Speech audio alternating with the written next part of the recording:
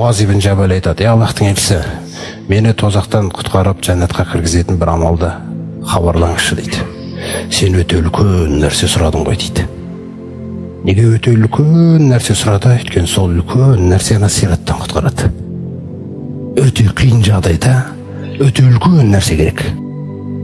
Сонда пайғамбарымыз түсіндіреді: әуелі парыздарың дейді. Аллаға ғана құлшылық қыласың, оған серік қоспайсың. 5 уақыт намазың тұрақты оқисың, зекетіңді бересің, Рамазан айының оразасын тұтасың, шаман келсе қажылыққа барасың. Парыздар. Одан кейін мен саған тағы да бір хайырдың есіктерін көрсетейін дейді. Ол қандай деген кезде, нәпіл оразамен дос бол, ол сенің қорғаның болады дейді. Сосын садақаны көп беріп жүр. Садақа күнәларыңнан түк қалдырмай өшіріп отырады, су отты өшіріп отқандай дейді. Сосын түнгі намазды ұмытпа дейді. Сосын айтады: осы күллі істің іргетасы не екенін айтайын. Осы істің іргетасы жаңағы ислам. Исламың өзіңнің. Мұсылманмын деп мақтан. Сосын оның қабырғалары умудуху ас-сола, қабырғалары намаз дейді. Сосын оның шаңырағы жихад дейді. Өзіңізбен өзіңізге арпалысуға да жетеді бұл нәрсе. Өйткені салып атқан нәрсені қорғау керексің ғой. Сондықтан шаңырағы деп атап отыр. Енді мына нәрсеге келіп тоқтаймыз. Керемет амалдар айтылды. Сосын айтады: білесің бе, осы атылғанның күллісінің бағалы болуы тек қана бір нәрсеге тәуелді дейді. Мәләку жаға күлли шейін. Сосын тілін ұстады дейді. Мен таңғалдым дейді. Муаз ибн Жабал айтады: Аллахтың елшісі, амуахизуна, сонда біз жазаланамыз ба? Бимана тәкәлләм, сөйлеген нәрсеміз үшін. Сонда пайғамбарымыз айтады: сәкиләтка умука. Арабтардың несінде өте көп айтылатын сөз, пайғамбарымызда қолданатын оны. Тікелей мағынасы анаң жоғалтып іздеу салсын деген сөз. Бұндай сөз тіке мағынасында айтылмайды, бірақ бұл сөз айтылған кезде олардың түсінетіні мына нәрсені шегелеу керек екен деген сөзді.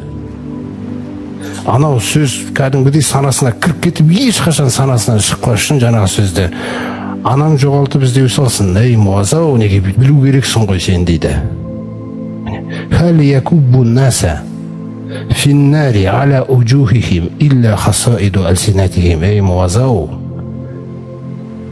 адам балаларын беттерімен тозаққа қарай лақтыратын жаңа сираттың үстінен сол тілінің жемістерінен басқа нәрсе ме дейді. Ва иннака лан тазала салиман масакатта.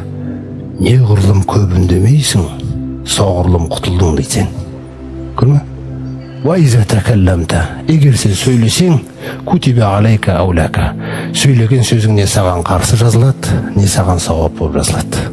Сондықтан ең жаңа нәрсесі осы тіл. Пайғамбарымыз салсам айтады: лән ястақима иману абдин хатта ястақима қолбуху, ва ла ястақима қолбуху хатта ястақима лисануху. Кез келген құлдың дейді, иманы түзу болмайды дейді.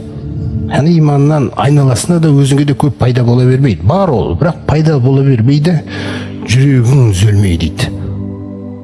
Адамның жүрегі ешқашан түзелмейді, тілі түзелмейді дейді. Қай нәрсеге келіп тіреді? Тілге. Олай болса біздің көп шайтанның ұстайтын жері қайсы? Тіл. Сол біз тілді ұстамағаннан біздің арамызда ғайбат та бар, өсек те бар. Біз намаз оқып жүріп, біз проблема ол бізде. Сондықтан тіл дұрыс болатын болса, сенің айналаңнан жамандық сенен шықпайды. Шықса тек жақсылық шығады. Бұл бағанаға әуелгі аятына қарай қайтып келеді. Біз Раббымыздың әмірінсіз түспейміз дегендей. Раббыңның әмірінсіз сөйлеме. Яғни тексеріп ал, ұнай ма Аллаға, сөйле. Ұнамай ма, сөйлеме. Сен осындай жауынгерсің Алла Тағаланың. Бірінші орында өзіңді Алланың мықты құлы ретінде ұстануға сен жауынгерсің да. Сосын сенің айналаңа сондай мінездер Құдай қаласа тарай береді. Балаларыңыз осындай екенін көрсе, ол балалардың болашағы зор болады.